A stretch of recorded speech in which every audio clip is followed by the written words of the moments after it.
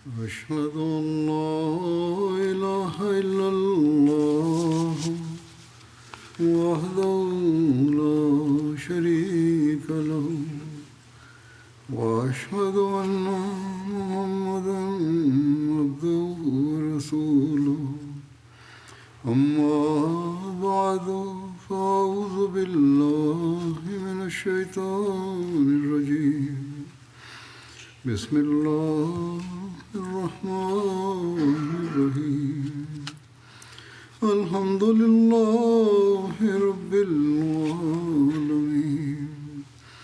الرحمن الرحيم مالك يوم الدين إياك نعبد وإياك نستعين اهدنا الصراط المستقيم صراط الذين أنعمت عليهم غير المغضوب عليهم ولا الضالين يا أيها الذين آمنوا كتب عليكم الصيام كما كتب على الذين من قبلكم لعلكم تتقون أياما معدودات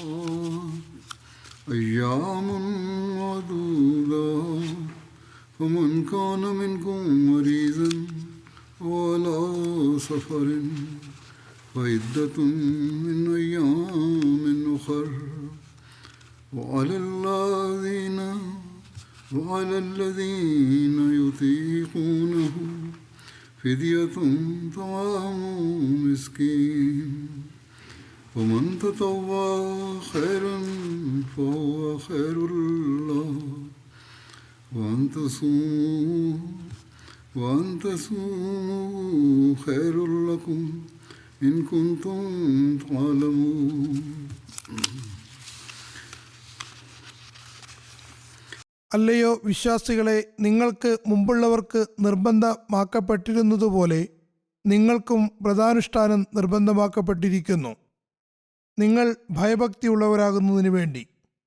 ഇത് ഏതാനും എണ്ണപ്പെട്ട ദിവസങ്ങളാകുന്നു. ആകയാൽ നിങ്ങളിൽ ആരെങ്കിലും രോഗിയോ യാത്രയിലോ ആയാൽ മറ്റ് ദിവസങ്ങളിൽ എണ്ണം പൂർത്തീകരിച്ചു കൊള്ളട്ടെ. പ്രായശ്ചിത്തം നൽകാൻ കഴിവുള്ളവർ ഒരു അഗതിയുടെ ആഹാരം നൽകേണ്ടതാണ്. ഇനി ആരെങ്കിലും വല്ല ഐച്ഛിക നന്മയും ചെയ്യുന്നുവെങ്കിൽ അത് അയാൾക്ക് ഗുണകരമത്രേ. നിങ്ങൾ കാര്യം ഗ്രഹിക്കുന്നവരാണെങ്കിൽ നോമ്പനുഷ്ഠിക്കുന്നത് നിങ്ങൾക്ക് ഗുണകരമാകുന്നു. അള്ളാഹുവിൻ്റെ അനുഗ്രഹത്താൽ റമദാൻ മാസം ആരംഭിച്ചു കഴിഞ്ഞിരിക്കുന്നു. തിരുനബി സല്ലല്ലാഹു അലൈഹി വസല്ലം പറയുന്നു, ഇത് വളരെ മഹത്തായ അനുഗ്രഹീതമായ മാസമാകുന്നു. ഈ മാസത്തിൽ അള്ളാഹു തൻ്റെ ദാസന്മാരെ തൻ്റെ അനുഗ്രഹങ്ങൾ കൊണ്ട് ധന്യരാക്കാൻ വളരെയേറെ ഔദാര്യം കാണിക്കുന്നു. അള്ളാഹു സാധാരണ ദിവസങ്ങളിലും നമ്മുടെ ചിന്തകൾക്കതീതമായി തൻ്റെ ദാസന്മാരെ അനുഗ്രഹിക്കുന്നു. ഈ മാസത്തിൽ പ്രത്യേകമായും ശൈത്താനെ ബന്ധനസ്ഥനാക്കിക്കൊണ്ട് അവരെ അവൻ്റെ പിടുത്തത്തിൽ നിന്ന് രക്ഷപ്പെടാനുള്ള സംവിധാനം ചെയ്യുമ്പോൾ അതിനെ എന്തിനോട് ഉപമിക്കണമെന്നതിന് വാക്കുകൾ കിട്ടുന്നില്ല. നമ്മൾ എപ്പോൾ അള്ളാഹുവിലേക്ക് മുന്നേറുമ്പോഴും അവൻ്റെ ഔദാര്യത്തിൻ്റെ കവാടങ്ങൾ നേരത്തേതിലും തുറന്ന നിലയിൽ കാണാൻ കഴിയുന്നതാണ്. ചുരുക്കത്തിൽ ഈ മാസം അള്ളാഹു തൻ്റെ ഔദാര്യങ്ങളാൽ അനുഗ്രഹിക്കുന്നതിന് വേണ്ടി നിശ്ചയിച്ചിരിക്കുന്നു. അള്ളാഹുവിൻ്റെ ഇബാദത്തുകളിൽ കഴിഞ്ഞ ദിവസങ്ങളിൽ നമ്മൾ കാണിച്ച അലസതകൾ, നഫലുകൾ അനുഷ്ഠിക്കുന്നതിൽ കാണിച്ച അലംഭാവങ്ങൾ, വിശുദ്ധ ഖുർആൻ പാരായണത്തിലും അത് മനസ്സിലാക്കുന്നതിലും കാണിച്ച അലസതകൾ, ഖുർആൻ പാഠങ്ങൾ പ്രാവർത്തികമാക്കുന്നതിൽ കാണിച്ച അലസതകൾ, ഈ എല്ലാത്തിനും ഈ മാസത്തിൽ നിർബന്ധ കടമകളും അള്ളാഹുവിൻ്റെ ഇബാദത്തുകളിൽ കഴിഞ്ഞ ദിവസങ്ങളിൽ നമ്മൾ കാണിച്ച അലസതകൾക്കും നഫലനുഷ്ഠിക്കുന്നതിൽ കാണിച്ച അലംഭാവങ്ങൾക്കും വിശുദ്ധ ഖുർആൻ പാരായണത്തിലും അത് മനസ്സിലാക്കുന്നതിലും കാണിച്ച അലസതകൾക്കും വിശുദ്ധ ഖുർആനിക പാഠങ്ങൾ പ്രാവർത്തികമാക്കുന്നതിൽ കാണിച്ച അലസതകൾക്കുമൊക്കെ പകരമായി ഈ മാസത്തിൽ നിർബന്ധ കടമകളും ഐച്ഛിക കർമ്മങ്ങളും പ്രത്യേകമായ രീതിയിൽ അനുഷ്ഠിക്കാനുള്ള അന്തരീക്ഷം ഒരുക്കി തന്നിരിക്കുന്നു. അതുകൊണ്ട് പ്രയോജനമെടുക്കുക. മസ്ജിദുകളിലും MTA-യിലും ദർശനുള്ള സംവിധാനമുണ്ട്. അതിൽ നിന്ന് ഫലമെടുക്കേണ്ടതാണ്. അള്ളാഹുവിൻ്റെ സാമീപ്യം അന്വേഷിക്കേണ്ടതാണ്. തുടർന്ന് ഈ അന്തരീക്ഷത്തിൻ്റെ പ്രഭാവത്തെ നമ്മൾ ജീവിതത്തിൻ്റെ സ്ഥായിയായ ഭാഗമാക്കേണ്ടതുമാണ്. അങ്ങനെ അള്ളാഹുവിൻ്റെ അനുഗ്രഹങ്ങളുടെയും ഔദാര്യങ്ങളുടെയും സ്ഥായിയായ അവകാശികളായി നമ്മൾ മാറാൻ ശ്രമിക്കേണ്ടതാണ്. ചുരുക്കത്തിൽ അള്ളാഹു പറയുന്നു, ഈ അന്തരീക്ഷത്തിൽ നിന്ന് പ്രയോജനമെടുക്കാൻ ശ്രമിച്ചുകൊണ്ട് എന്നിലേക്ക് വരുവിൻ. അള്ളാഹുവിന് തൻ്റെ ദാസൻ അവൻ്റെ അടുക്കിലേക്ക് വരുമ്പോൾ ഉണ്ടാകുന്ന സന്തോഷത്തെപ്പറ്റി നബി സല്ലല്ലാഹു അലൈഹി വസല്ലമിൻ്റെ ഒരു പ്രസ്താവനയിൽ നിന്ന് നമുക്ക് മനസ്സിലാക്കാൻ കഴിയുന്നുണ്ട്. തിരുനബി സല്ലല്ലാഹു അലൈഹി വസല്ലം പറയുന്നു, ഒരു മാതാവിന് തൻ്റെ നഷ്ടപ്പെട്ട കുട്ടിയെ കിട്ടുന്നതിനേക്കാളും സന്തോഷം അള്ളാഹുവിന് തൻ്റെ നഷ്ടപ്പെട്ട ദാസനെ കിട്ടുമ്പോൾ ഉണ്ടാകുന്നു. അതായത് അള്ളാഹുവിനോടും അവൻ്റെ സൃഷ്ടികളോടുമുള്ള കടമകൾ നിർവഹിക്കാത്തവർ, അല്ലെങ്കിൽ യഥാവധി നിർവഹിക്കാത്തവർ, അതിൽ അലസത കാണിക്കുന്നവർ യഥാർത്ഥത്തിൽ അത് യഥോചിതം നിർവഹിക്കുന്നവരായി തീരുമ്പോൾ അള്ളാഹു അത്യധികം സന്തോഷിക്കുന്നു. അള്ളാഹു തൻ്റെ ദാസനോട് സന്തോഷമുണ്ടാകുമ്പോൾ അപരിമേയമായി അവനെ അനുഗ്രഹിക്കുന്നവൻ കൂടിയാകുന്നു.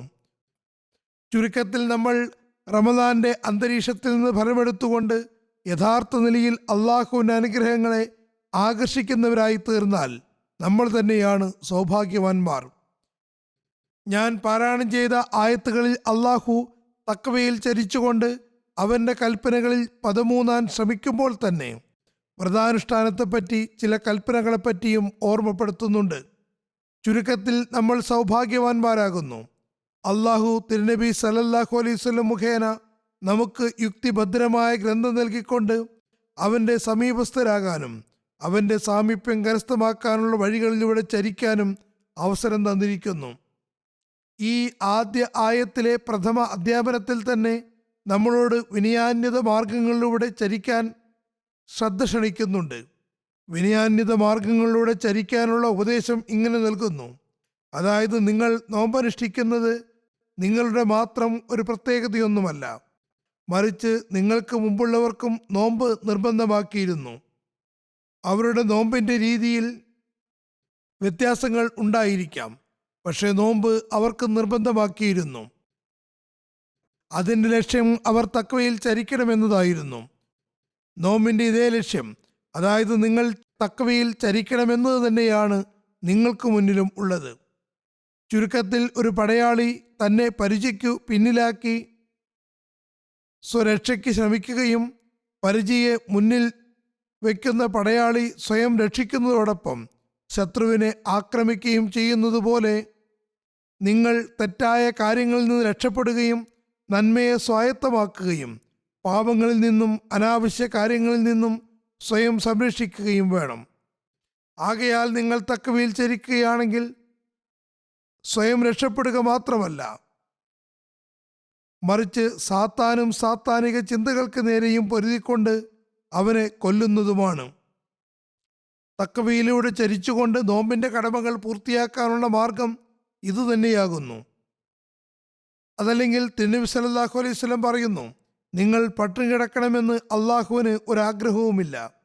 യഥാർത്ഥ ലക്ഷ്യം തഖ്വ ഉണ്ടാക്കുക എന്നതാണ്. അതില്ലെങ്കിൽ നോമ്പിൻ്റെ ലക്ഷ്യം നഷ്ടമാകുന്നതാണ്. ഇന്നത്തെ മുസ്ലിങ്ങളിൽ ബഹുഭൂരിഭാഗത്തിനും പട്ടിണി കിടക്കുന്ന കാര്യവും ഇല്ലാതായിരിക്കുന്നു. പ്രത്യേകിച്ചും ധനാഢ്യരായ ആളുകളിൽ അത്താഴവും നോമ്പുതുറയും വളരെ കാര്യക്ഷമമായി ചെയ്തു തീർക്കുന്നു. അതേസമയം വളരെ പ്രയാസപ്പെട്ട് അത്താഴത്തിനും നോമ്പുതുറയ്ക്കും സൗകര്യമുള്ള സാധുക്കളാണെങ്കിലും അവർ തഖ്വയുടെ മാർഗങ്ങൾ അന്വേഷിക്കുന്നവരാകുന്നതിലൂടെ തങ്ങളുടെ ഇബാദത്തുകളെ നല്ല നിലയിൽ അനുഷ്ഠിക്കുകയും ചെയ്യുമ്പോഴാണ് ഭക്ഷണത്തിൽ നിന്നും വെള്ളം കുടിക്കുന്നതിൽ നിന്നുമൊക്കെ മാറി നിൽക്കുന്നത് അള്ളാഹുവിൻ്റെ പക്കൽ സ്വീകൃതയോഗ്യമായി തീരുകയുള്ളൂ. ഇവിടെ ഒരു കാര്യം കൂടി ഓർമ്മിപ്പിക്കട്ടെ. ധനാഢ്യരായ ആളുകൾ തങ്ങളുടെ പ്രദേശത്തുള്ള സാധുക്കളുടെ കാര്യങ്ങൾ റമദാനിൽ പ്രത്യേകമായി അന്വേഷിക്കുകയും നോമ്പുതുറകളിൽ ധനാഢ്യരെ മാത്രം ഒരുമിച്ച് കൂട്ടി സന്തോഷിക്കാതെ ദരിദ്രരായ ആളുകളുടെ നോമ്പുതുറയ്ക്കും സംവിധാനം ചെയ്യുക. വലിയ വലിയ ഇഫ്താരികളെ ഞാൻ അനുകൂലിക്കുന്നില്ല. ഇപ്പോൾ ഇത് പ്രകടനപരതയും അനാചാരത്തിൻ്റെയും വർണ്ണമുള്ളതായി മാറിയിരിക്കുന്നു. റമദാനിൽ വിശുദ്ധ ഖുർആൻ പഠിക്കാനും പഠിപ്പിക്കാനും കേൾക്കാനും കേൾപ്പിക്കാനും കൂടുതൽ ശ്രദ്ധിക്കേണ്ടതാണ്. ദിക്റെ ഇലാഹിയിലേക്ക് കൂടുതൽ ശ്രദ്ധിക്കണം. ഇബാദത്തുകളിലേക്ക് കൂടുതലായി ശ്രദ്ധ ചെലുത്തണം. എന്നാൽ ഇതിന് വിപരീതമായി വിവിധ ജോലികൾ ചെയ്യുന്ന ആളുകൾ തങ്ങളുടെ ജോലികളിൽ നിന്ന് വന്ന് ഇഫ്താരി പാർട്ടികളിലെ ഭക്ഷണങ്ങളിൽ വ്യാപൃതരാകുന്നു. ഇഫ്താരി പാർട്ടികൾ നടത്തുന്നവരും വിശുദ്ധ ഖുർആനും ഹദീസും പാരായണം ചെയ്യുകയും ദിക്റെ ഇലാഹി ചെയ്യുകയും ഇബാദത്തുകൾ ശ്രദ്ധിക്കുന്നതിനും പകരം എങ്ങനെയാണ് ഏറ്റവും നല്ല ഇഫ്താരിക്ക് സംവിധാനം ചെയ്യാമെന്നും എങ്ങനെയാണ് എത്ര നല്ല ഇഫ്താരി തയ്യാറാക്കാമെന്നും അങ്ങനെ ജനങ്ങൾ വളരെ നല്ല ഇഫ്താരി എന്ന് പറയാനുള്ള സാഹചര്യം ഒരുക്കാമെന്നുമാണ് ശ്രദ്ധിക്കുന്നത്. ഇതൊന്നും റമദാന്റെ ലക്ഷ്യങ്ങളല്ല. ഇതെല്ലാം തഖ്വയിൽ നിന്ന് അകറ്റുന്ന കാര്യങ്ങളാകുന്നു.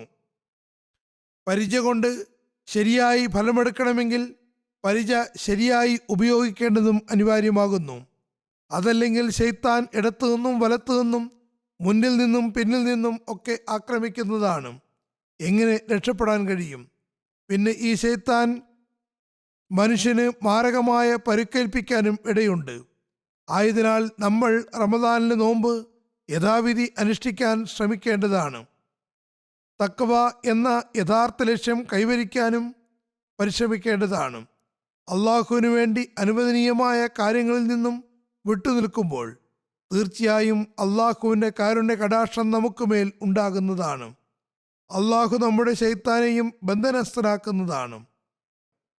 നന്മയുടെ വിശാലമായ മൈതാനം യാതൊരു തടസ്സവുമില്ലാതെ നമുക്ക് താണ്ടാൻ കഴിയുന്നതാണ്. ഇബാദത്തുകളുടെയും ദിക്റെ ഇലാഹിയുടെയും കോട്ട അള്ളാഹുവിൻ്റെ അനുഗ്രഹത്താൽ നമ്മളെ സാത്താനിക ആക്രമണങ്ങളിൽ നിന്നും തടസ്സങ്ങളിൽ നിന്നും സംരക്ഷിക്കുന്നതുമാണ്.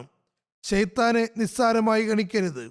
അവൻ വലിയ ചാലഞ്ച് ചെയ്തുകൊണ്ട് അള്ളാഹുവിൻ്റെ ദാസന്മാരിൽ ഭൂരിഭാഗവും തൻ്റെ പ്രേരണയിൽ അകപ്പെട്ട് തൻ്റെ പിന്നാലെ നീങ്ങുമെന്ന് പറഞ്ഞിരുന്നു. ചുരുക്കത്തിൽ നമ്മൾ റമദാനിൽ അവൻ്റെ വെല്ലുവിളിയെ നേരിടേണ്ടതാണ്. പിന്നെ നമ്മൾ ഇബാദത്തുകളും ഖുർആനിക പാഠങ്ങൾ പ്രാവർത്തികമാക്കുന്നതുമായ ആയുധം കൊണ്ട് എപ്പോഴും ശൈത്താന് നേരെ പടപൊരുതിക്കൊണ്ടിരിക്കുകയും വേണം. ഹദ്രത്ത് മസീഹ് അലൈഹി ഇസ്ലാം നോമ്പിൻ്റെ യാഥാർത്ഥ്യത്തെപ്പറ്റി ഒരിടത്ത് പറയുന്നു, നോമ്പിൻ്റെ യാഥാർത്ഥ്യത്തെക്കുറിച്ച് ജനങ്ങൾ ബോധവാന്മാരല്ല. വാസ്തവത്തിൽ താൻ പോകാത്ത രാജ്യത്തെക്കുറിച്ചും തനിക്കറിവില്ലാത്ത ലോകത്തെ സംബന്ധിച്ചും ഒരാൾക്ക് എന്തു പറയാൻ കഴിയും? നോമ്പിൽ മനുഷ്യൻ പൈതാഹങ്ങളോടെ കഴിയുക എന്നത് മാത്രമല്ല, മറിച്ച് അതിന് ഒരു യാഥാർത്ഥ്യവും ഒരു പ്രഭാവവുമുണ്ട്. അത് അനുഭവത്തിലൂടെയാണ് അറിയാൻ കഴിയുന്നത്.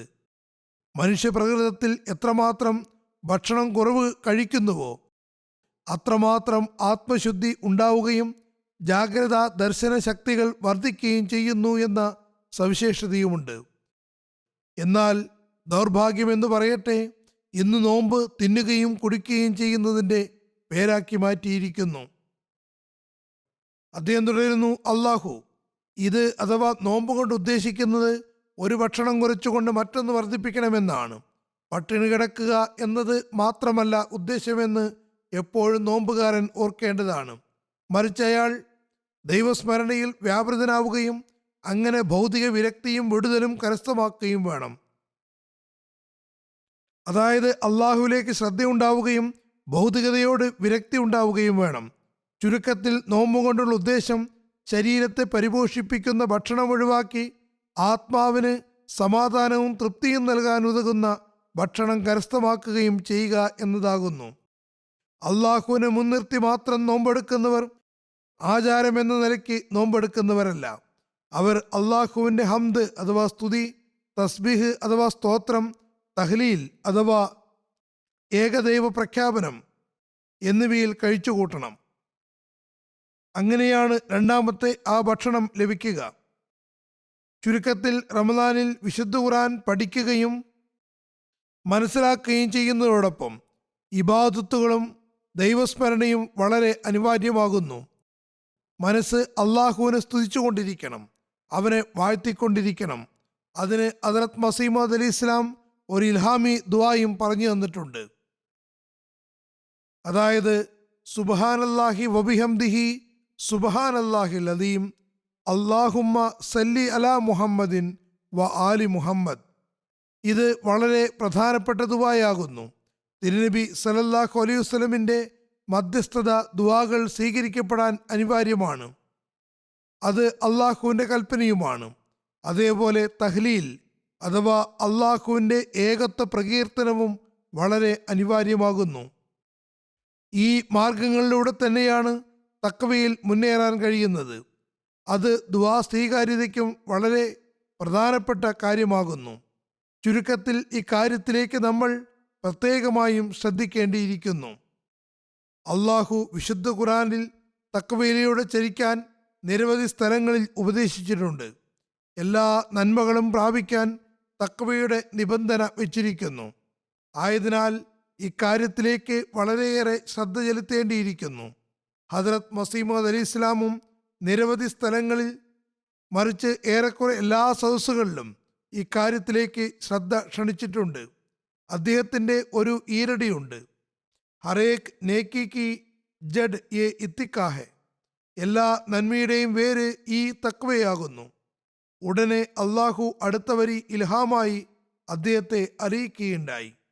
അതായത് അഗർ യേ ജഡ് രഹി സബ് കുച്ച് രഹാ ഹെ, ഈ വേര് നിലനിന്നാൽ എല്ലാം നിലനിൽക്കുന്നതാണ്.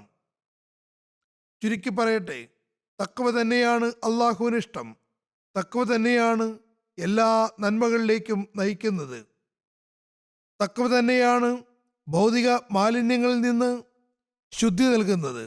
തഖ്വ തന്നെയാണ് മനുഷ്യൻ്റെ ഭൗതികവും ആത്മീയവുമായ എല്ലാ ആവശ്യങ്ങളും പൂർത്തീകരിക്കുന്നത്. ആയതിനാൽ തഖ്വ സ്വായത്തമാക്കുന്നത് ഒരു വിശ്വാസിയുടെ പ്രഥമ കർത്തവ്യമായി മാറേണ്ടതാണ്.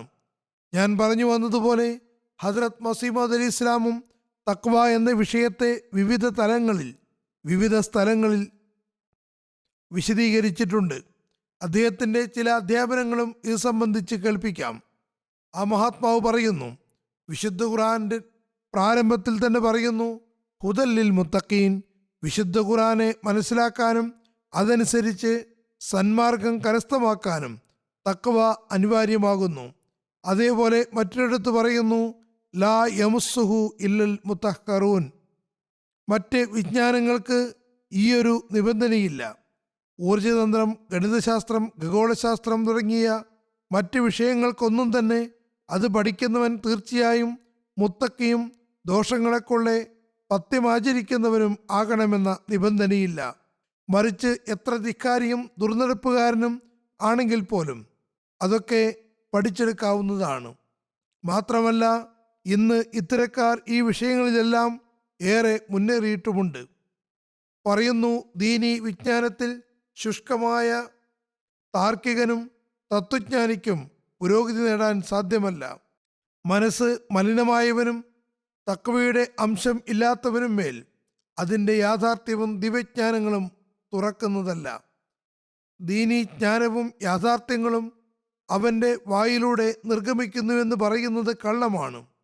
ഒരിക്കലും അവന് ദീനി യാഥാർത്ഥ്യത്തിൽ നിന്നും ദിവ്യജ്ഞാനങ്ങളിൽ നിന്നും അംശം പറ്റാൻ സാധ്യമല്ല. മറിച്ച് ദീനിൻ്റെ സൂക്ഷ്മതയ്ക്കും ജ്ഞാനങ്ങൾക്കും മുത്തക്കിയാകേണ്ടത് നിബന്ധനയാകുന്നു. ഒരു ഫാർസി ഈരടിയുണ്ട്, ഉറൂസെ ഹദരത്തെ ഖുർആൻ നിക്കാബെ ആങ്ക ബർദാരിദ് കെ ദാറുൽ മുൽക്ക് മാനി റാ കുനിന്ദ ഖാലി സഹറെ ഗോഗ. അന്ധക്കരണമാകുന്ന നാട്ടിൽ എല്ലാത്തരം ബഹളങ്ങളും ഇല്ലാതാകുമ്പോഴാണ് ഖുർആനാകുന്ന വധു മൂടുപടം മാറ്റുന്നത്. അദ്ദേഹം തുടരുന്നു, ഈ കാര്യങ്ങൾ ഉണ്ടാകാതിരിക്കുകയും ഹൃദയാന്തരാളത്തിൻ്റെ നാട്ടിൽ നിന്ന് ഭൗതിക മാലിന്യങ്ങൾ അകന്ന് പോയി പരിശുദ്ധമാവുകയും ചെയ്യേണ്ടത് അനിവാര്യമാകുന്നു. ഇക്കാര്യങ്ങളിൽ നിന്ന് അത് ശുദ്ധമാകുന്നില്ലെങ്കിൽ യാതൊരു പ്രയോജനവുമില്ല. പറയുന്നു, ബഹളം അഥവാ ഗോഗ എന്താണ്? ധിക്കാരവും ദുർവൃത്തിയും തന്നെ. ഗോഗ അഥവാ ബഹളം എന്നതിൻ്റെ വിവക്ഷ മാലിന്യവും ധിക്കാരവും ദുർവൃത്തിയും ഭൗതികേച്ഛയുമാകുന്നു. ഇനി മോഷ്ടാക്കളെപ്പോലെ എന്തെങ്കിലും പറയിച്ചാൽ പറയുന്നത് വേറെ കാര്യം. അതായത് ഇത്തരം വ്യക്തി വല്ല നന്മയുടെ കാര്യവും പറയുന്നുവെങ്കിൽ തന്നെ അത് മറ്റുള്ളവരിൽ നിന്ന് മോഷ്ടിച്ചതായിരിക്കും, തൻ്റേതായിരിക്കുകയില്ല. എന്നാൽ പരിശുദ്ധാത്മാവ് കൊണ്ട് സംസാരിക്കുന്നവൻ തക്വയില്ലാതെ സംസാരിക്കുന്നതല്ല. നല്ലപോലെ ഓർക്കുക, തക്വ സകല ദീനീ വിജ്ഞാനത്തിൻ്റെയും താക്കോലാകുന്നു. തക്വയില്ലാതെ ആർക്കും അത് പ്രാപിക്കാൻ സാധ്യമല്ല. അള്ളാഹു പറയുന്നു, അലിഫ് ലാം മീം സാലിക്കൽ കിതാബു ലാ റൈബ ഫീഹി ഹുദൽ ലിൽ മുത്തഖീൻ. ഈ ഗ്രന്ഥം തക്വ ചെയ്യുന്നവർക്ക് സന്മാർഗം നൽകുന്നതാണ്. അതാരാണ്? അല്ലദീന യുഅ്മിനൂന ബിൽ ഗൈബ്, അതായത് അദൃശ്യത്തിൽ വിശ്വസിച്ചവരാണവർ. ഇപ്പോൾ അള്ളാഹുവിനെ കാണുന്നില്ലെങ്കിലും അവർക്ക് അള്ളാഹു ഉണ്ടെന്ന് വിശ്വാസമുണ്ടായിരിക്കും, അനുഭവം ഉണ്ടാകുന്നതല്ല. എന്നിട്ടും അവർ അള്ളാഹു ഉണ്ടെന്ന് വിശ്വസിക്കുന്നു. അവർ നമസ്കാരത്തെ നിലനിർത്തുന്നു. അതായത് നമസ്കാരത്തിൽ ഇപ്പോഴും പൂർണ്ണമായ ആനന്ദവും അഭിരുചിയും ഉണ്ടായിട്ടില്ല. നിലനിർത്തുക എന്നതിൻ്റെ വിവക്ഷ പൂർണ്ണമായ ആനന്ദവും അഭിരുചിയും ഉണ്ടായിട്ടില്ലെങ്കിലും ആനന്ദവും താല്പര്യവും ഇല്ലാതെയും സംശയഗ്രസ്തമായ നിലയിലും നമസ്കാരത്തെ നിലനിർത്തുന്നു എന്നതാണ്. നാം അവർക്ക് നൽകിയതിൽ നിന്ന് ചെലവഴിക്കുകയും ചെയ്യുന്നു. നിനക്ക് മേലും നിനക്ക് മുമ്പുള്ളവർക്ക് മേലും ഇറക്കിയതിൽ വിശ്വസിക്കുകയും ചെയ്യുന്നു. പറയുന്നു, ഇത് മുത്തക്കിയുടെ പ്രാരംഭഘട്ടങ്ങളും സവിശേഷതകളുമാകുന്നു. ഈ കാര്യങ്ങൾ ഒരു മുത്തക്കിയുടെ പ്രാരംഭഘട്ടങ്ങളുടെ സവിശേഷതയാണ്. ഈ വിശ്വാസ കാര്യങ്ങൾ അവനിൽ ഉണ്ടായിരിക്കണം. അദൃശ്യത്തിലുള്ള വിശ്വാസവും നമസ്കാരം നിലനിർത്തുന്നതുമെല്ലാം പ്രാരംഭ കാര്യങ്ങളാകുന്നു. പറയുന്നു, അള്ളാഹുവിൽ വിശ്വസിക്കുകയും നമസ്കരിക്കുകയും ചെലവഴിക്കുകയും അതേപോലെ അള്ളാഹുവിൻ്റെ ഗ്രന്ഥത്തിൽ വിശ്വസിക്കുകയും ചെയ്തിരിക്കെ പിന്നെ എന്ത് പുതിയ സന്മാർഗമാണ് ഇതെന്ന് ആക്ഷേപിക്കുന്നവരുണ്ട്.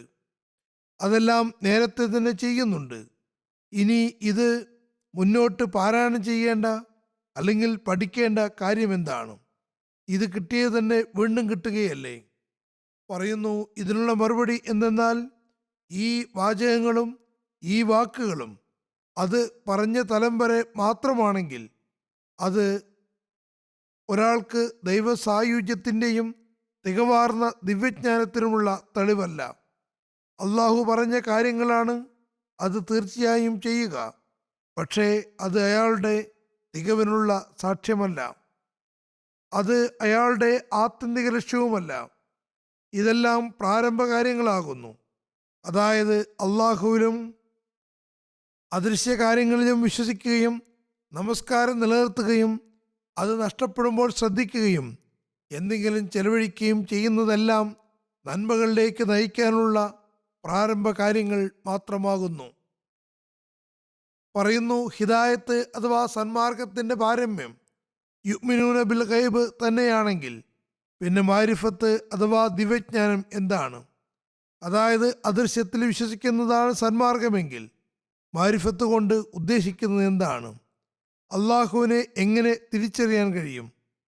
അതുകൊണ്ട് വിശുദ്ധ ഖുർആന്റെ അധ്യാപനങ്ങൾ പ്രാവർത്തികമാക്കുന്നവൻ മാരിഫത്തിൽ അഥവാ ദിവ്യജ്ഞാനത്തിൻ്റെ ഉന്നത സ്ഥാനത്ത് എത്തുന്നതാണ്. മാരിഫത്ത് കരസ്ഥമാകണമെങ്കിൽ വിശുദ്ധ ഖുർആന്റെ സന്മാർഗം പഠിക്കുകയും അത് പ്രാവർത്തികമാക്കുകയും വേണം. അങ്ങനെയാകുമ്പോഴാണ് മാരിഫത്തിൻ്റെ സ്ഥാനം കരസ്ഥമാക്കാൻ കഴിയുകയുള്ളൂ. അദൃശ്യജ്ഞാനത്തിൽ നിന്ന് അവന് പുറത്തേക്ക് വരാൻ കഴിയുകയുള്ളൂ. അവൻ യുഅ്മിനൂന ബിൽ ഗൈബ് എന്നതിൽ നിന്ന് പുറത്തേക്ക് വന്ന് ഗോചരജ്ഞാനത്തിൻ്റെ അവസ്ഥയിലേക്ക് അഭിവൃദ്ധിപ്പെടുന്നതാണ്. അഥവാ ദൈവാസ്തിത്വം ഐനുൽ യഖീൻ അഥവാ ഗോചരജ്ഞാനമായി മാറുന്നതാണ്.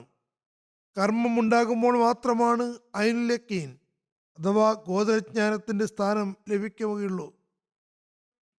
ചുരുക്കത്തിൽ യുഅ്മിനൂന ബിൽ ഗൈബിൽ നിന്ന് പുറത്തേക്ക് വരാൻ വിശുദ്ധ ഖുർആന്റെ അധ്യാപനങ്ങളെ പ്രാവർത്തികമാക്കേണ്ടത് അനിവാര്യമാകുന്നു.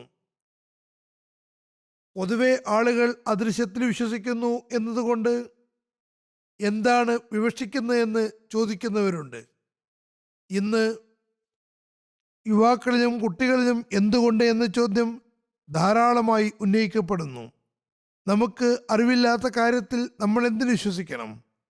അള്ളാഹു പറയുന്നു, അദൃശ്യത്തിലുള്ള വിശ്വാസം പ്രാരംഭഘട്ടമാകുന്നു. നിങ്ങൾക്ക് നൽകപ്പെട്ട ഈ ഗ്രന്ഥത്തിനനുസരിച്ച് പ്രവർത്തിക്കുക.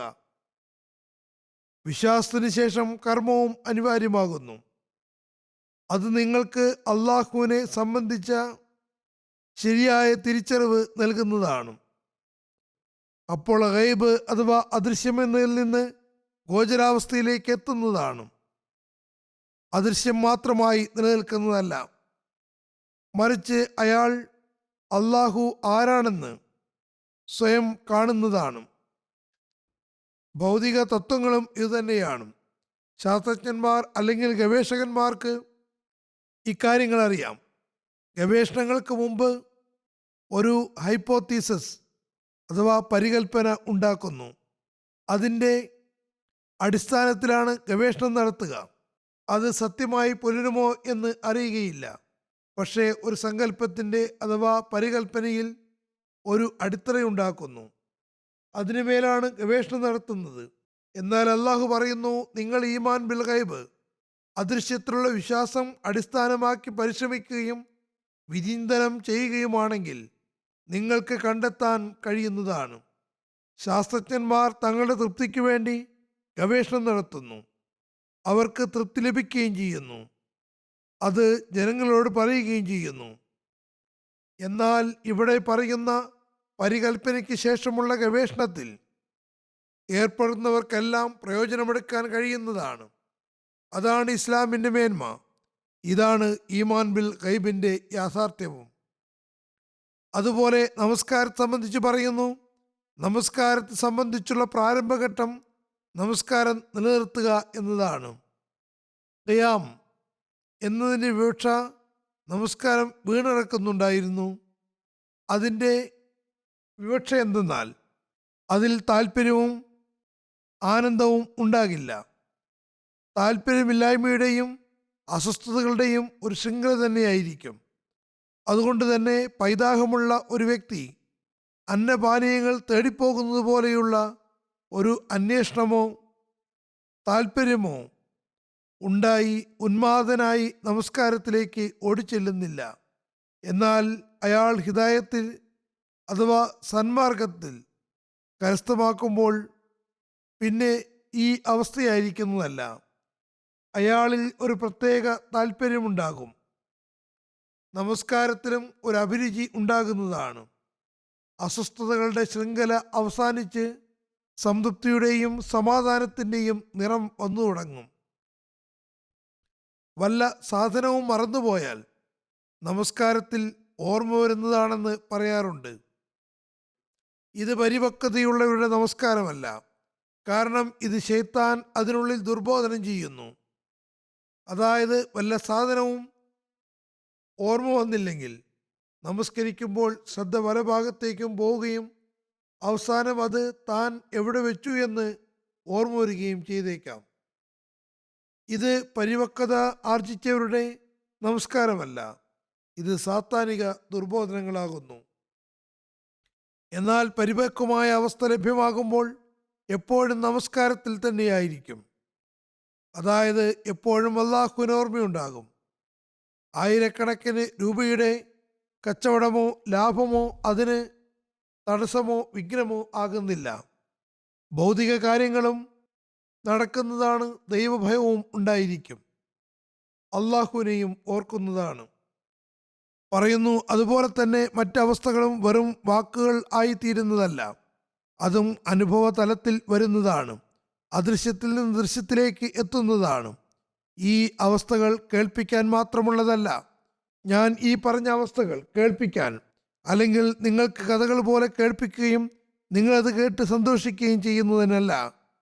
ആ തലം വരെ മാത്രമുള്ളതല്ല. അല്ല, ഇതൊരു ഖജനാവാകുന്നു. അതിനെ നിങ്ങൾ വിട്ടുകളയരുത്. അത് പുറത്തെടുക്കുവിൻ. ഇത് നിങ്ങളുടെ ഭവനങ്ങളിൽ തന്നെയുണ്ട്. അല്പം പരിശ്രമവും അധ്വാനവും കൊണ്ട് നിങ്ങൾക്കത് കരസ്ഥമാക്കാൻ കഴിയുന്നതാണ്. ചുരുക്കത്തിൽ ഇന്ന് നമ്മൾ ഈ റമദാന്റെ അന്തരീക്ഷത്തിൽ നിന്ന് പ്രയോജനമെടുത്തുകൊണ്ട് ഈ ഖജനാവിനെ പുറത്തെടുക്കാൻ പരിശ്രമിക്കുകയും അങ്ങനെ അള്ളാഹുവിൻ്റെ സാമീപ്യമുള്ളവരാകുകയും ചെയ്യേണ്ടതാണ്. തുടർന്ന് അദ്ദേഹം പറയുന്നു, ഓർക്കുക, നിങ്ങൾ മുത്തക്കിയാകുന്നതുവരെയും തഖ്വ സ്വായത്തമാകുന്നതുവരെയും ദുആകൾ സ്വീകരിക്കപ്പെടുകയില്ല. തഖ്വ രണ്ട് വിധത്തിലുണ്ട്. ഒന്ന് അറിവിൻ്റെ തലത്തിലുള്ളത്, മറ്റൊന്ന് കർമ്മ സംബന്ധിയായത്. അറിവിനെ സംബന്ധിച്ച് പറഞ്ഞു കഴിഞ്ഞു. മുത്തക്കി ആകാത്തിടത്തോളം ദീനീജ്ഞാനവും ദിവ്യസ്തോത്രങ്ങളും തുറന്നു കിട്ടുന്നതല്ല. കർമ്മ സംബന്ധിയായത് എന്തെന്നാൽ മുത്തക്കി ആകാത്തിടത്തോളം നമസ്കാരവും നോമ്പും മറ്റ് ആരാധനാ കർമ്മങ്ങളും ന്യൂനതയുള്ളവയായിരിക്കും. രണ്ട് തരത്തിലുള്ള അള്ളാഹുവിൻ്റെ കൽപ്പനകൾ ഉണ്ടെന്ന കാര്യം നല്ലപോലെ ഓർത്തുകൊള്ളുക. ഒന്ന്, അവനോട് അഥവാ അള്ളാഹുവിനോട് ആരെയും പങ്കു ചേർക്കരുത്. അവൻ്റെ സത്തയിലും ഗുണത്തിലും ഇബാദത്തിലും ഒക്കെയും ആരെയും പങ്കാളിയാക്കരുത്. രണ്ട്, ഈ മനുഷ്യകുലത്തോട് സഹാനുഭൂതി കാണിക്കുവിൻ. അള്ളാഹുവിനോടും അവൻ്റെ ദാസനോടുമുള്ള കടമകൾ നിറവേറ്റുകയും ചെയ്യുവിൻ. അദ്ദേഹം തുടർന്ന് പറയുന്നു, അള്ളാഹു പറയുന്നു, ومن يتق الله يجعل له مخرجا ومن يتق الله يجعل له مخرجا ويرزقه من حيث لا يحتسب. തഖ്വ കരസ്ഥമായാൽ അയാൾക്ക് സകല ലോകത്തിൻ്റെയും അനുഗ്രഹങ്ങൾ ലഭ്യമാകുന്നതാണ്. തഖ്വ സ്വായത്തമാവുകയാണെങ്കിൽ നിങ്ങൾ സങ്കല്പിക്കുകയും കൂടി ചെയ്യാത്ത ഇടങ്ങളിൽ നിന്ന് നിങ്ങളുടെ റിസ്കിന് അഥവാ ഉപജീവനത്തിനുള്ള സാധന സാമഗ്രികൾ അവൻ നൽകുന്നതാണ്. പറയുന്നു, ഓർക്കുക, മുത്തയ്ക്കൊരിക്കലും ആശ്രിതനാകുന്നതല്ല, മറിച്ച് അവർ എത്തേണ്ട സ്ഥാനത്ത് അള്ളാഹു അവരിൽ ആ ആഗ്രഹം ഉണ്ടാകുന്നതിന് മുമ്പേ തന്നെ കാര്യങ്ങൾ എത്തിച്ചു കൊടുക്കുന്നു. ആകയാൽ മുത്തക്കിക്ക് ഭൗതിക റിസ്ക്കും അഥവാ ഉപജീവനവും നൽകുന്നുവെന്നത് അള്ളാഹുവിൻ്റെ വാഗ്ദാനമാകുന്നു. അള്ളാഹു പറയുന്നു, ഞാനൊരിക്കൽ അള്ളാഹുവിനെ കശ്ഫിൽ അഥവാ ജാഗ്രതാ ദർശനത്തിൽ കാണുകയുണ്ടായി. എൻ്റെ കഴുത്തിൽ കൈയിട്ടുകൊണ്ട് പറഞ്ഞു, जे तू मेरा हो रहे सब जग तेरा हो. നീ എൻ്റേതായി തീർന്നാൽ എല്ലാ സ്ഥലവും നിൻ്റേതായി മാറുന്നതാണ്. പറയുന്നു, എല്ലാ പ്രവാചകന്മാരും ഔലിയാക്കളും അനുഭവിച്ചറിഞ്ഞ ഒരു കുറിപ്പടിയാണിത്. നിങ്ങളും ഇത് പരീക്ഷിച്ചു നോക്കുവിൻ. പറയുന്നു, നമ്മുടെ ജമാഅത്ത് തഖ്വയുടെ മാർഗങ്ങളിൽ പദമൂന്നേണ്ടതാണ്. ശത്രുക്കളുടെ നാശത്തിൽ അനാവശ്യമായി സന്തോഷിക്കേണ്ടതില്ല. തൗറാത്തിൽ ബനി ഇസ്രായേലിന്റെ ശത്രുക്കളെ സംബന്ധിച്ച് പറയുന്നു, അള്ളാഹു പറയുകയാണ്, ഞാൻ അവരെ നശിപ്പിച്ചത് അവർ ദുർവൃത്തരായതുകൊണ്ടാണ്, അല്ലാതെ നിങ്ങൾ നല്ലവരായതുകൊണ്ടല്ല. നിങ്ങളുടെ നന്മ കാരണമല്ല ശത്രുക്കൾ നശിപ്പിക്കപ്പെട്ടത്, മറിച്ച് അവർ തങ്ങളുടെ തിന്മ കാരണമാണ് നാശമടഞ്ഞത്. ആയതിനാൽ നന്മയുള്ളവരായി തീരുവിൻ. എൻ്റെ ഈ ഈരടിക്ക് ഹരേക്ക് നേക്കി की जड़ ये इत्तिका है अगर ये जड़ रही सब कुछ रहा है. എല്ലാ നന്മയുടെയും തായ് വേര് തഖ്വയാകുന്നു. ഈ വേര് നിലനിൽക്കുകയാണെങ്കിൽ ഫലം തീർച്ചയായും ഉണ്ടാകുന്നതാണ്. തുടർന്ന് പറയുന്നു, തഖ്വ ഒരു ഔഷധമാകുന്നു. അത് ഉപയോഗപ്പെടുത്തിയാൽ എല്ലാ വിഷത്തിൽ നിന്നും രക്ഷപ്പെടാൻ കഴിയുന്നതാണ്. പക്ഷേ തഖ്വ തികവുറ്റതായിരിക്കണം. തഖ്വയുടെ ഏതെങ്കിലും ഒരു ശാഖയിൽ മാത്രം കർമ്മം ചെയ്യുന്നത് വിശക്കുന്നവന് ഒരു ധാന്യമണി അഥവാ വറ്റ് കിട്ടുന്നത് പോലെയാണ്. അത് തിന്നതും തിന്നാതിരിക്കുന്നതും ഒരുപോലെയാകുന്നു. അതേപോലെ ദാഹം ഒരു തുള്ളി വെള്ളം കൊണ്ട് ശമിക്കുന്നതല്ല. ഇത് തന്നെയാണ് തഖ്വയുടെയും അവസ്ഥ. ഏതെങ്കിലും ഒരു ഭാഗത്ത് മാത്രം കർമ്മം ചെയ്യുന്നത് മോക്ഷത്തിന് നിദാനമല്ല. ആയതിനാൽ തഖ്വയെപ്പറ്റി അള്ളാഹു പറയുന്നു, ഇന്നല്ലാഹ മഅല്ലദീന തഖൗ. അള്ളാഹുവിന് സാമീപ്യം ഒരാൾ മുത്തക്കിയാണെന്ന് വിളിച്ചോതുന്നതാണ്. യഥാർത്ഥ തഖ്വ ഉണ്ടെങ്കിൽ അള്ളാഹു താൻ തന്നെ തൻ്റെ അനുഗ്രഹത്താൽ അത് വെളിപ്പെടുത്തി തരുന്നതാണ്. അവൻ്റെ അനുഗ്രഹങ്ങൾ പ്രകടമാകുന്നതുമാണ്. ഈ തഖ്വയാണ് നമ്മൾ സ്വായത്തമാക്കേണ്ടത്.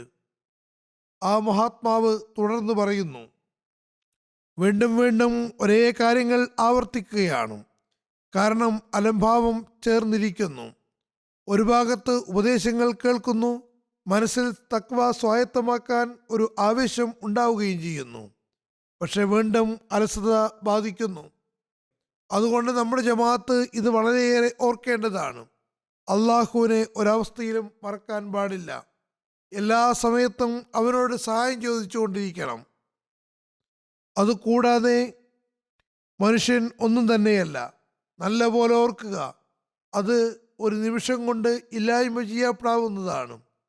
വിവിധ തരത്തിലുള്ള ദുഃഖങ്ങളും പ്രയാസങ്ങളുമുണ്ട്. ഇത് നിർഭയമായി കഴിയേണ്ട ഘട്ടമല്ല. ഈ ലോകത്തും നരകം സാധ്യമാണ്. വലിയ വലിയ പ്രയാസങ്ങൾ വരാനും സാധ്യതയുണ്ട്. നല്ലപോലെ ഓർക്കുക. ഇപ്പോൾ ആണവ യുദ്ധങ്ങളെ പറ്റിയുള്ള ചർച്ചകളാണ് നടക്കുന്നത്. അതും ഒരു ജഹന്നം അഥവാ നരകം തന്നെയാണ്. അതുപോലെ ബോംബുകളും തീക്കട്ടകൾ തന്നെയാണ്. പറയുന്നു, നല്ല പോലെ ഓർക്കുക, ആരും ആരുടെയും പ്രയാസത്തിൽ ഉപകാരപ്പെടുന്നതല്ല. അള്ളാഹു സ്വയം സഹായിക്കുകയും തൻ്റെ അനുഗ്രഹത്താൽ ആപത്തുകളെ അകറ്റുകയും ചെയ്യാതെ കണ്ട് ഒരു പങ്കാളിക്കും സഹാനുഭൂതി പ്രായോഗികമാക്കാൻ സാധ്യമല്ല. അതുകൊണ്ട് എല്ലാവരും അള്ളാഹുവുമായി ഗുപ്തമായി ബന്ധം സ്ഥാപിക്കേണ്ടതാണ്. ആരെങ്കിലും ധൈര്യപൂർവം തിന്മയിലും ധിക്കാരത്തിലും ദുർവൃത്തിയിലും പ്രയാസങ്ങളിലും അകപ്പെടുന്നുവെങ്കിൽ അയാൾ ഭയാനകമായ അവസ്ഥയിലാകുന്നു. അള്ളാഹുവിൻ്റെ ശിക്ഷ അയാളെ പാർത്ത് കഴിയുന്നതാണ്. നിങ്ങൾ കൂടെ കൂടെ അള്ളാഹുവിൻ്റെ കാരുണ്യം ആഗ്രഹിക്കുന്നുവെങ്കിൽ തഖ്വ സ്വായത്തമാക്കുവിൻ. അള്ളാഹുവിനെ കോപിഷ്ഠനാക്കുന്ന എല്ലാ കാര്യവും ഉപേക്ഷിക്കുവിൻ. ഇത് വളരെ അനിവാര്യമായ സംഗതിയാകുന്നു. പറയുന്നു, ദൈവഭയം ഉണ്ടാകാത്തിടത്തോളം യഥാർത്ഥ തഖ്വ സ്വായത്തമാകണമെന്നില്ല. മുത്തക്കിയാകാൻ ശ്രമിക്കുവിൻ. തഖ്വ ഇല്ലാത്തവർ നശിപ്പിക്കപ്പെട്ടു പോകുമ്പോൾ മുത്തക്കിയായ വ്യക്തി രക്ഷപ്പെടുന്നു. അത്തരം വേളകളിൽ അയാളുടെ ധിക്കാരമാണ് അയാളെ നശിപ്പിക്കുന്നത്. തഖ്വയുള്ളയാളെ അത് രക്ഷിക്കുകയും ചെയ്യുന്നു. മനുഷ്യൻ തന്നെ സാമർത്ഥ്യവും ദ്രോഹവും അക്രമവും മുഖേന രക്ഷപ്പെടാമെന്നാണ് ആഗ്രഹിക്കുന്നതെങ്കിൽ അവന് ഒരിക്കലും രക്ഷപ്പെടാൻ കഴിയുന്നതല്ല. അള്ളാഹുവിൻ്റെ അനുഗ്രഹമില്ലെങ്കിൽ ആർക്കും തന്നെ തൻ്റെ ജീവനെയോ സമ്പത്തിനെയോ സന്തതികളെയോ സംരക്ഷിക്കാനും ഏതെങ്കിലും വിജയം കരസ്ഥമാക്കാനും കഴിയുന്നതല്ല. അള്ളാഹുവുമായി ഗുപ്തമായ ബന്ധം തീർച്ചയായും ഉണ്ടായിരിക്കേണ്ടതാണ്. പിന്നെ ആ ബന്ധത്തെ സംരക്ഷിക്കുകയും വേണം. അതായത് അത് സ്ഥായിയായി നിലനിർത്തണം. ഈ ബന്ധത്തെ നിലനിർത്തുന്നവൻ തന്നെയാണ് ബുദ്ധിമാൻ. ഈ ബന്ധത്തെ നിലനിർത്താത്തവൻ ബുദ്ധിഹീനനാകുന്നു. അവൻ തൻ്റെ സാമർത്ഥ്യത്തിൽ അഹങ്കരിക്കുന്നു. അവൻ നശിപ്പിക്കപ്പെടാവുന്നതാണ്. അവനൊരിക്കലും ലക്ഷ്യം പ്രാപിക്കുകയോ യോജിപ്പിലെത്തുകയോ ചെയ്യുന്നതല്ല. നോക്കുക, ആകാശഭൂമികളും അതിൽ കാണപ്പെടുന്നതുമായ ഈ ഇത്രയും വലിയ ഫാക്ടറി അള്ളാഹുവിൻ്റെ മറഞ്ഞിരിക്കുന്ന കരങ്ങൾ കൂടാതെ ചലിക്കുക സാധ്യമാണോ? ഒരിക്കലുമല്ല. ഓർക്കുക, സമാധാനാവസ്ഥയിൽ ദൈവത്തെ ഭയപ്പെടുന്നവർ ഭയപ്പാടിൻ്റെ ഘട്ടത്തിൽ രക്ഷിക്കപ്പെടുന്നതാണ്. ഭയപ്പാടിൻ്റെ അവസരത്തിൽ ഭയമുണ്ടാകുന്നത് ഒരു മേന്മയുമല്ല. അത്തരം ഘട്ടത്തിൽ കാഫിറും മുശ്രിക്കും മതമില്ലാത്തവനും ഒക്കെ ഭയപ്പെടുന്നതാണ്. ഫിറോനുമേലും അത്തരം അവസരങ്ങൾ വന്നിട്ടുണ്ട്. ആമൻതു അന്നഹു ലാ ഇലാഹ ഇല്ലാ വഇന്ന മിനൽ മുസ്ലിമീൻ. അതായത്, ഞാൻ ബനി ഇസ്രായേൽ വിശ്വസിച്ചതിൽ വിശ്വസിക്കുന്നു, അവനല്ലാതെ മറ്റൊരു ആരാധ്യനുമില്ല, ഞാൻ അനുസരിക്കുന്നവരിൽപ്പെട്ടവനുമാകുന്നു. പറയുന്നു, അതുകൊണ്ട് അവർക്കുണ്ടായ ഒരു ഗുണം. അള്ളാഹു പറഞ്ഞു, ഞാൻ നിന്റെ ശരീരം സംരക്ഷിക്കുന്നതാണ്, നിന്റെ ജീവൻ ഇപ്പോൾ രക്ഷിക്കുന്നതല്ല. അവസാനം അള്ളാഹു അയാളുടെ ശരീരത്തെ ഒരു തീരത്തേക്ക് എത്തിച്ചു. അയാൾ ഒരു കുറിയ മനുഷ്യനായിരുന്നു. ചുരുക്കത്തിൽ, ഒരാൾ തിന്മയിലും പാപത്തിലും മുന്നേറുമ്പോൾ പിന്നെ ലാ യസ്തഖിറൂന വലാ യസ്തഖ്ദിമൂൻ, ശിക്ഷ മുന്തിക്കുകയോ പിന്തിക്കുകയോ ചെയ്യുന്നതല്ല എന്ന അവസ്ഥയിൽ എത്തുന്നതാണ്. ചുരുക്കത്തിൽ ഒരാൾ തിന്മയിലും പാപത്തിലും മുന്നേറുമ്പോൾ പിന്നെ ലാ യസ്തഖിറൂന വലാ യസ്തഖ്ദിമൂൻ, ശിക്ഷ മുന്തിക്കുകയോ പിന്തിക്കുകയോ ചെയ്യുന്നതല്ല എന്ന അവസ്ഥയിൽ എത്തുന്നതാണ്. ചുരുക്കത്തിൽ നിർണിത ഘട്ടത്തിൽ ശിക്ഷ എത്തുമ്പോൾ പിന്നെ അത് മുന്തിക്കുകയോ പിന്തിക്കുകയോ ചെയ്യുന്നതല്ല. അതുകൊണ്ട് കാലേക്കൂട്ടി അള്ളാഹുവുമായി ഒരു ബന്ധമുണ്ടാക്കേണ്ടത് മനുഷ്യന് അനിവാര്യമാകുന്നു. ആകയാൽ അള്ളാഹു നമ്മിൽ നിന്ന് ആഗ്രഹിക്കുന്ന നിലവാരത്തിലേക്ക് നമ്മുടെ തഖ്വയെ എത്തിക്കാൻ ഈ റമദാനിൽ നിന്ന് യഥാവിധി പ്രയോജനം എടുക്കുന്നവരാണ് യഥാർത്ഥ സൗഭാഗ്യവാന്മാർ. അടുത്ത ആയത്ത് നോമ്പിനെ സംബന്ധിച്ചതാണ്. അതിൽ അള്ളാഹു ചില അടിസ്ഥാന കൽപ്പനകൾ നൽകിയിരിക്കുന്നു. പറയുന്നു, എണ്ണപ്പെട്ട ഏതാനും ദിവസങ്ങളിൽ നിങ്ങൾക്ക് നോമ്പ് നിർബന്ധമാക്കിയെങ്കിലും നിങ്ങൾക്ക് ചില ഇളവുകളും തന്നിട്ടുണ്ട്. അതുകൊണ്ട് രോഗിയും യാത്രക്കാരനും തനിക്ക് മേൽ അനാവശ്യമായ ഭാരം ചുമത്തരുത്. പിന്നീട് ആരോഗ്യം വീണ്ടെടുക്കുമ്പോൾ അല്ലെങ്കിൽ യാത്ര കഴിഞ്ഞ ശേഷം നോമ്പ് പൂർത്തിയാക്കിയാൽ മതി. പറയുന്നു, ഫറദ് നിർബന്ധ കടമ പൂർത്തിയാക്കേണ്ടതും അനിവാര്യമാണ്. പക്ഷേ അനാവശ്യമായ ഭാരവും ചുമക്കരുത്. അള്ളാഹു സ്വാഭാവികമായും അത്യന്താപേക്ഷിതമായി ഉണ്ടാകുന്ന നിർബന്ധ സാഹചര്യങ്ങളെയും പരിഗണിച്ചിട്ടുണ്ട്. ചുരുക്കത്തിൽ മനുഷ്യന്റെ തഖ്വയെ വിലമതിച്ചുകൊണ്ട്, അതായത് അവൻ അള്ളാഹുവിന് വേണ്ടി അനുവദനീയമായ കാര്യങ്ങളെയും ഒഴിവാക്കുന്നത് കണക്കിലെടുത്തുകൊണ്ട് മനുഷ്യന്റെ നിർബന്ധ സാഹചര്യങ്ങളിൽ ഒഴികഴിവും നൽകിയിട്ടുണ്ട്. ചിലർ അള്ളാഹു വലിയ ഭാരം ചുമത്തിയെന്നും അവൻ്റെ ചില കൽപ്പനകൾ നടപ്പാക്കാൻ പ്രയാസമാണെന്നും പറയാറുണ്ട്. അള്ളാഹു അത്തരം ഒരു കൽപ്പനയും നൽകിയിട്ടില്ല. പ്രയാസമുള്ള ഓരോ കാര്യത്തോടൊപ്പവും സാവകാശങ്ങളും നൽകിയിട്ടുണ്ട്. അതുപോലെ നിർമ്മതവാദികൾ അല്ലെങ്കിൽ മതത്തെ എതിർക്കുന്നവർ മതയാനുയായികളെ കുഴപ്പത്തിലാക്കാൻ മതത്തിൻ്റെ നിർബന്ധങ്ങളിൽ നിങ്ങൾ ബന്ധിതരാണെന്നും അത് നിങ്ങളുടെ മനുഷ്യാവകാശത്തെ പിടിച്ചുപറിക്കുകയാണെന്നും പറയാറുണ്ട്. ഈ ആയത്തിലും ഇവർക്ക് മറുപടിയുണ്ട്. നോമ്പ് നിർബന്ധമാകുന്നു. അള്ളാഹുവിൻ്റെ തൃപ്തി കാക്ഷിക്കുന്നവരാണ് നോമ്പെടുക്കുന്നത്. പക്ഷേ അതോടൊപ്പം തന്നെ അള്ളാഹു മനുഷ്യൻ്റെ പ്രകൃതിപരമായ കാര്യങ്ങളും നിർബന്ധ സാഹചര്യങ്ങളും പരിഗണിക്കുകയും ചെയ്തിട്ടുണ്ട്. നിങ്ങൾക്ക് സാവകാശങ്ങളും തന്നിട്ടുണ്ട്. വർഷത്തിൽ ഏതു സമയത്തും നിങ്ങളുടെ നോമ്പ് പൂർത്തിയാക്കാവുന്നതാണ്. കഴിവുള്ളവർ വിട്ടുപോയ നോമ്പുകൾക്ക് അല്പം ഫിദിയ അഥവാ പ്രായശ്ചിത്തവും നൽകേണ്ടതാണ്. എല്ലാവരുമല്ല, കഴിവുള്ളവർ നൽകിയാൽ മതി. അതുകൊണ്ട് ഇരട്ടി പ്രതിഫലമുണ്ട്. ഇത് നിങ്ങളുടെ ആത്യന്തികമായ നന്മ ആയിത്തീരുന്നതാണ്. അള്ളാഹു ഇതിനെ ആഗ്രഹിക്കുന്നതിന് വഴിയൊരുക്കിയിരിക്കുന്നു. ഇനി പാലൂട്ടുന്ന മാതാക്കൾ അല്ലെങ്കിൽ സ്ഥായിയായ രോഗിയാണെങ്കിൽ കഴിവനുസരിച്ച് ഫിദിയ നൽകാൻ കൽപ്പിച്ചിട്ടുണ്ട്. കാരണം അള്ളാഹു ആലിമുൽ ഗൈബ്, അതായത് പരോക്ഷ സംഗതികൾ അറിയുന്നവനാകുന്നു. അവന് ഉദ്ദേശങ്ങളെപ്പറ്റി അറിയാം. അതുകൊണ്ട് പറയുന്നു, നിങ്ങൾ സതുദ്ദേശത്തോടെ നൽകുകയാണെങ്കിൽ നിങ്ങളുടെ ഫിദിയ ആ നോമ്പുകൾക്ക് പകരമാകുന്നതാണ്. ഫിദിയ മുഖേന സാധുക്കൾക്ക് സഹായം ലഭിക്കുന്നു. ഇവിടെ സൃഷ്ടികളുള്ള കടമകൾക്കും ഇബാദത്തിന്റെ പുണ്യത്തിനുള്ള സ്ഥാനം നൽകിയിരിക്കുന്നു. ഫിദിയ കൊണ്ട് ദരിദ്രരായ ആളുകൾ പ്രയോജനമെടുക്കുന്നു. പക്ഷേ അതിന് ഇബാദത്തിന് തത്തുല്യമായ പ്രതിഫലമാണുള്ളത്. ഇതാണ് ഇസ്ലാമിൻ്റെ ദൈവം. അവനിൽ കാരുണ്യമല്ലാതെ മറ്റൊന്നും തന്നെയില്ല. എന്നിട്ടും മനുഷ്യൻ അവൻ്റെ കാരുണ്യം കരസ്ഥമാക്കുന്നവനായി മാറുന്നില്ലെങ്കിൽ അത് മനുഷ്യൻ്റെ ദൗർഭാഗ്യമാകുന്നു. ഹദ്രത്ത് മസീഹ് അലി ഇസ്ലാം ഈ വിഷയത്തെ കുറെ കൂടി വിശദീകരിച്ചുകൊണ്ട് പറയുന്നു, എന്തിനാണ് ഈ ഫിദിയ നിശ്ചയിച്ചിരിക്കുന്നത് എന്ന് ഞാൻ ഒരിക്കൽ എൻ്റെ മനസ്സിൽ ചിന്തയുണ്ടായി. അത് അവസരം നൽകാൻ, അതായത് നോമ്പെടുക്കാനുള്ള സൗഭാഗ്യം കിട്ടുന്നതിന് വേണ്ടിയാണെന്ന് മനസ്സിലായി. അള്ളാഹുവിൻ്റെ അസ്തിത്വം തന്നെയാണ് തൗഫീക്ക് നൽകുന്നത്. എല്ലാ കാര്യവും അള്ളാഹുവിനോട് തന്നെ ചോദിക്കേണ്ടതാണ്. അള്ളാഹു എല്ലാത്തിനും കഴിവുള്ളവനാകുന്നു. അവൻ ഇച്ഛിക്കുകയാണെങ്കിൽ ഒരു ആസ്മാരോഗിക്കും നോമ്പെടുക്കാനുള്ള ശക്തി ലഭിക്കുന്നതാണ്. ഫിദിയ കൊണ്ട് ഉദ്ദേശിക്കുന്നത് അള്ളാഹുവിൻ്റെ അനുഗ്രഹം കൊണ്ടുള്ള ശക്തി ലഭിക്കണം എന്നതാണ്.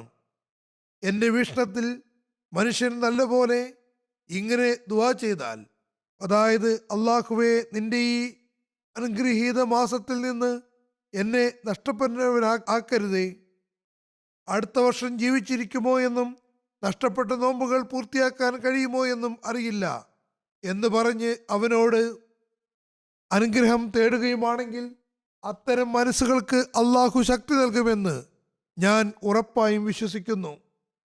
ആയതിനാൽ നോമ്പെടുക്കാൻ ശ്രമിക്കേണ്ടതാണ്. ഫിദിയ നൽകുന്നുവെങ്കിൽ അത് അള്ളാഹു സ്വീകരിക്കുകയും നോമ്പെടുക്കാൻ തൗഫീക്ക് കിട്ടുകയും ചെയ്യണമെന്ന ഉദ്ദേശത്തോടെ ആയിരിക്കണം. പക്ഷെ അള്ളാഹു തന്ന ഇളവുകൾ പ്രയോജനപ്പെടുത്തേണ്ടതും അനിവാര്യമാണ്. അതുതന്നെയാണ് തഖ്വ. അള്ളാഹുവിൻ്റെ കൽപ്പനകളെ അനുസരിക്കുന്നതാണ് യഥാർത്ഥ തഖ്വ. ഈ വിഷയത്തെ വിവരിച്ചുകൊണ്ട് അദ്ദേഹം പറയുന്നു, യാഥാർത്ഥ്യം എന്തെന്നാൽ വിശുദ്ധ ഖുർആൻ നൽകിയ ഇളവുകൾ പ്രാവർത്തികമാക്കുന്നതും തഖ്വ തന്നെയാകുന്നു. അള്ളാഹു യാത്രക്കാരനും രോഗിക്കും മറ്റ് സമയങ്ങളിൽ നോമ്പെടുക്കാൻ അനുമതിയും ഇളവ് നൽകിയിരിക്കുന്നു. അതുകൊണ്ട് ഈ കൽപ്പനയെ പ്രാവർത്തികമാക്കേണ്ടതാണ്. യാത്രയിലും രോഗാവസ്ഥയിലും നോമ്പെടുക്കുന്നത് പാപവും തിന്മയുമാണെന്ന് ഭൂരിഭാഗം മഹത്തുക്കളും പറഞ്ഞതായി ഞാൻ വായിച്ചിട്ടുണ്ട്.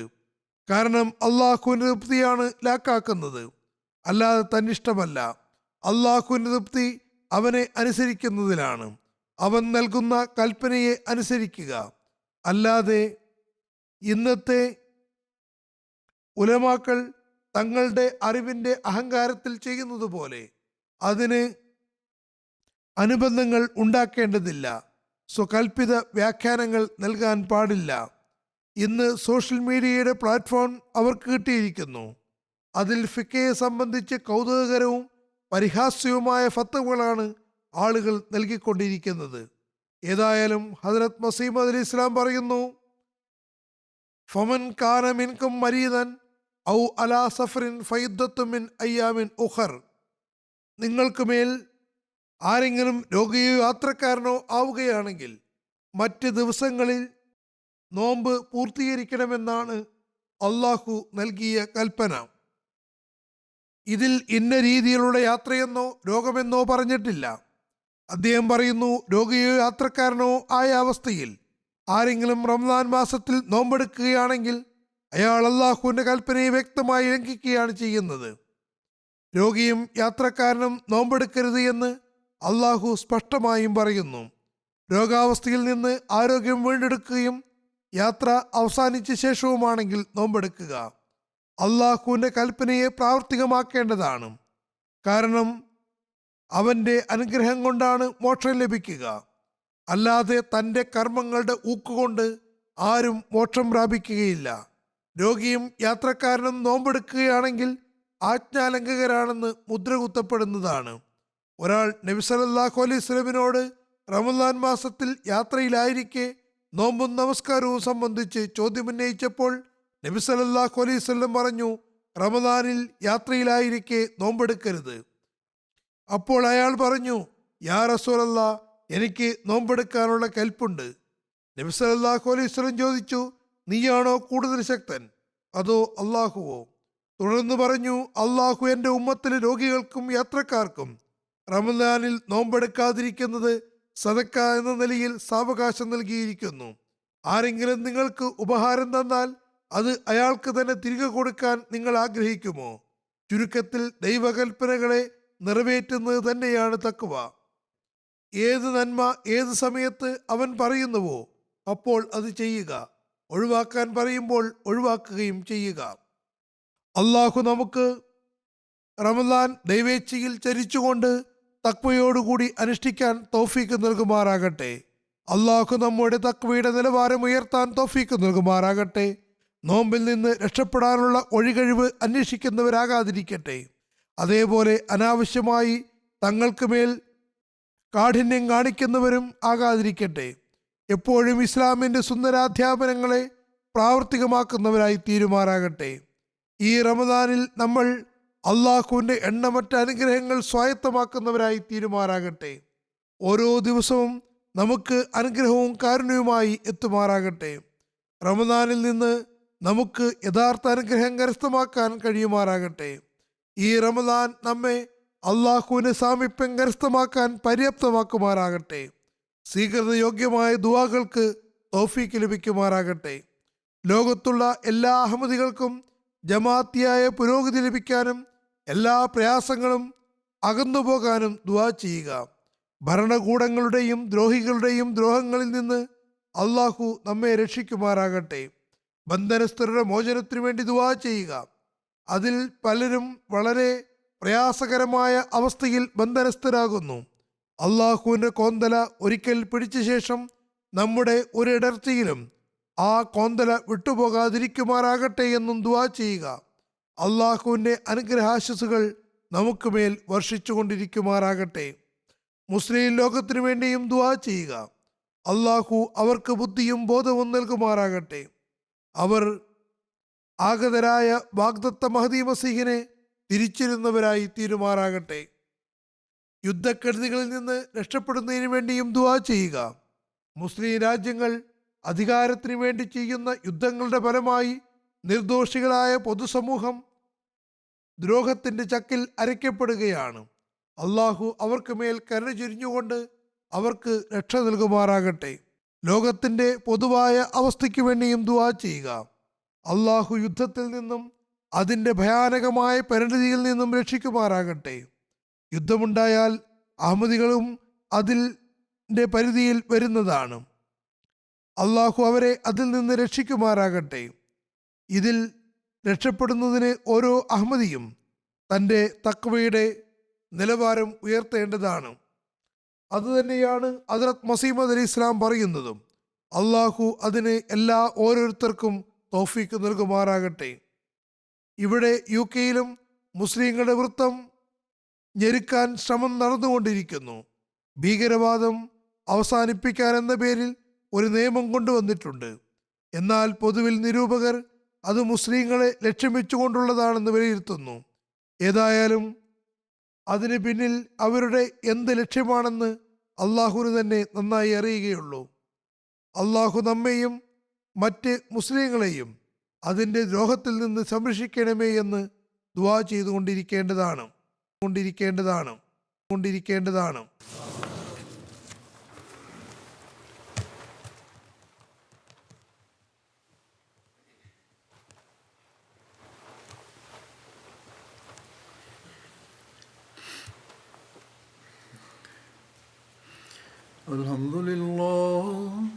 Alhamdulillah nahmaduhu wa nasta'inuhu wa nastaghfiruhu wa nu'minu bihi wa natawakkalu alayhi wa na'udhu billahi min shururi anfusina wa min sayyiati a'malina. Man yahdihillahu fala mudilla lahu ومن يضلل فلا هادي له ونشهد أن لا إله إلا الله ونشهد أن محمدا عبده ورسوله. عباد الله رحمكم الله إن الله يأمر بالعدل والإحسان وإيتاء ذي القربى وينهى عن الفحشاء والمنكر والبغي يعظكم لعلكم تذكرون. اذكروا الله يذكركم وادعوه يستجب لكم ولذكر الله أكبر.